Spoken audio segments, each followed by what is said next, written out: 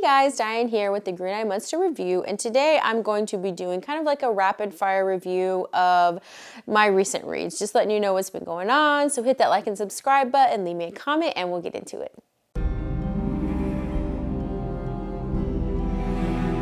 Start this list off strong with The Boatman's Daughter by Andy Davidson. And this book is about a young woman. She was orphaned early on in her life, and she's been kind of raised in the wild by this witch. And this is set in the backwoods of Arkansas. It feels very Louisiana. It feels very in the bayou, but it's actually set in Arkansas. And they live in a community where it's run by the sadistic preacher who has a following of people, but he has like a brothel. He sells people, he sells drugs, he just does all sorts of shady things. And the story just follows them. It follows all the people kind of surrounding them. There's a unique set of people in this book and how they coexist and how they really kind of find each other in this story. But it's more about her and what she's going through in the present day, how it's connected to the past, and how it's going to affect her future. And you're really kind of just going through that with her. But this was a really good book. I really enjoyed the interpersonal relationships in here. I enjoyed there's almost a little occult in there as well, so it's very dark. It almost borders on fantasy, horror, occult, and all that culminates into just a very solid book, a solid story.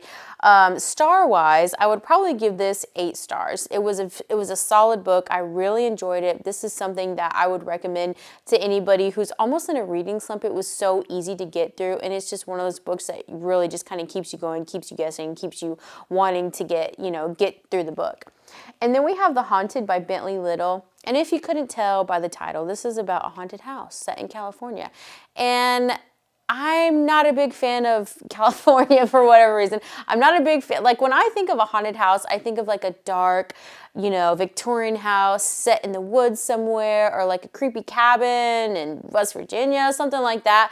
But just a house in the suburbs of California doesn't really do anything for me.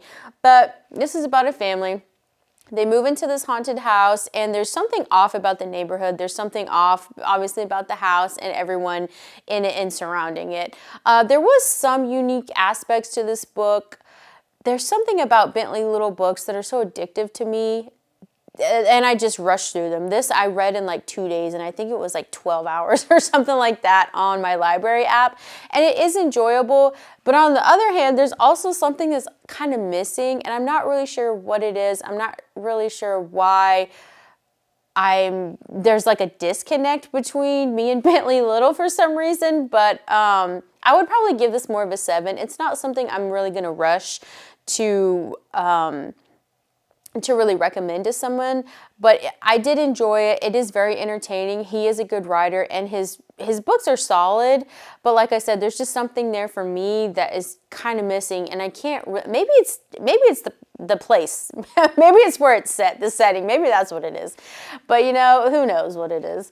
But next we have The Butterfly Girl by Renee Dunfield. And if you've seen any of my videos, you've kind of heard me talk about Renee Dunfield. She's one of my favorite authors. This is a book about a young woman. She's a private detective, and she's actually looking for her sister that had gone missing when they were young. And this is actually the second book from The Child Finder. And you don't have to read them in any order. Nothing's going to be ruined if you start with The Butterfly Girl and then read The Child Finder. I read The Child Finder first, but do you? But like I said, she's looking for her sister, and she's come to Oregon because there is a serial killer there who's killing young women, and she's thinking her sister may have been a victim, or she may be being held captive somewhere. So that's why she goes. And she also comes across I don't want to say colony, but a community of homeless people and of a lot of young kids that are being victimized there and are potential victims. And he's really picking from this group of kids that she's getting involved with. But this book is so sad. This is devastating. This is not a book that is going to be easy to read. I feel like with The Child Finder, it's a little more kind of flowery. It's a little more, you're kind of processing the abuse with the victim, so it's almost like the victim can't really process it, so you're kind of in that haze with them. But this one is like in your face. You're an asshole and you did this to me. So this is an infuriating book, but it's so good. The payoff is amazing, and she is an author that will not stop. She's so good. And then we have the history of, wait. So I would give Renee Dunfield, The Butterfly Girl, I'd probably give that a 9. And actually, this was also in my serial killer book that I will link in case you want to check out more serial killer books.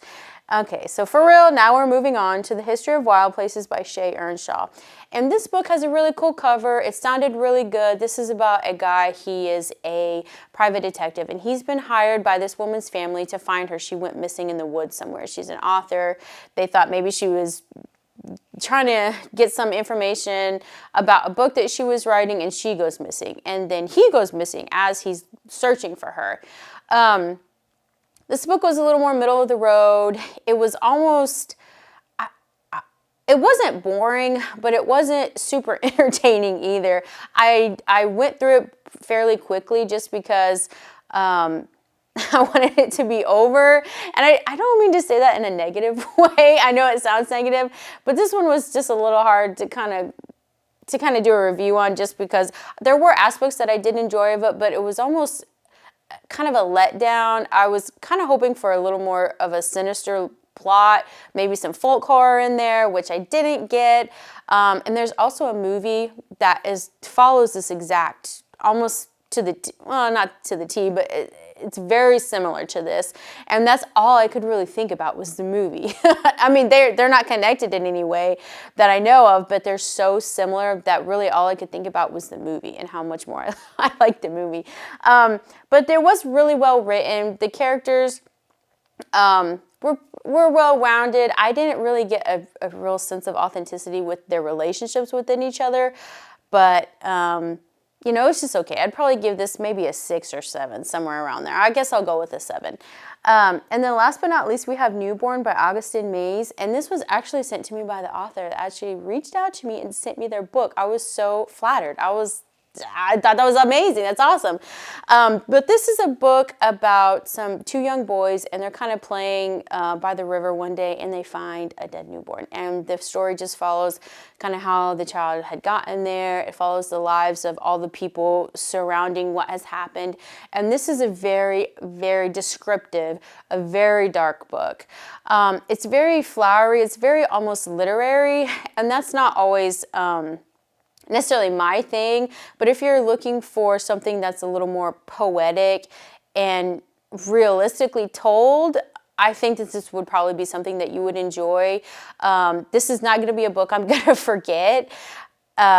It's definitely something that's going to stick with me, and to do that within 100 pages, I feel like is a very hard thing to do. That's another reason why I really love novellas, because there's so much story in very few pages. And I feel like out of this list, I think this is probably one of the ones that's really going to stick with me, because it was so descriptive. I was like, please stop. At one point, I was like, oh my gosh, I'm gonna cry. But yeah, you can check that out. I'll try and link that in the comments. You know, if you want to buy it on Amazon, you know, give a new author a shout out. So, but yeah, so that was my books.